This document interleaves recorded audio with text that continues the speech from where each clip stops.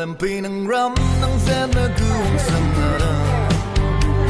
No one is ZEME Herei.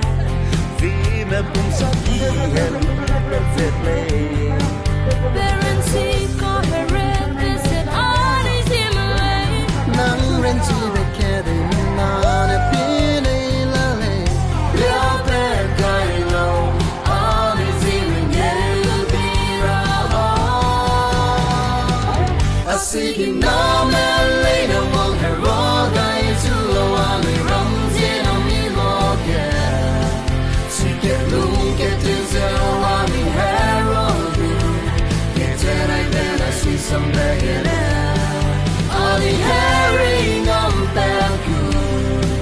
The city there's a on the ZEME Olympic. Bet in my bungalow. ZEME ring low.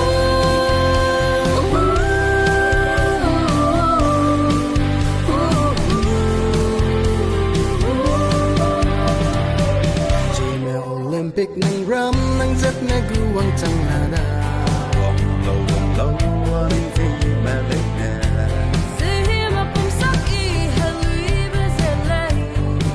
Parents ko Herei visit all is ZEME Herei. Dang ran si be keri na na pine la le. Liao pe kai lo ani ZEME Herei be ra. I see him now man later wong hero guy to low on the rum Zenamyi loge. See get low get to zero on the hero.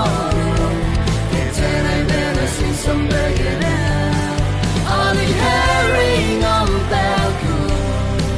The city there's a on the ZEME Olympic. Bet in my bungalow. ZEME ring low.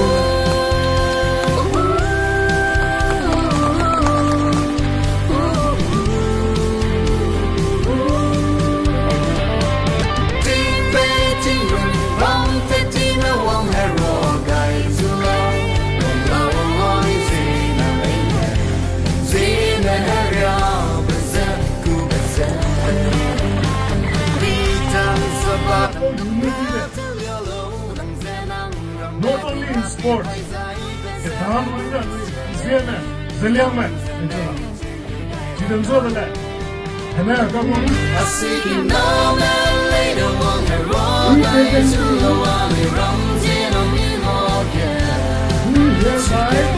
Get to zero on the hero. Get that I bet I see some bag And in the name of on the Manipur, Herei ngambe good.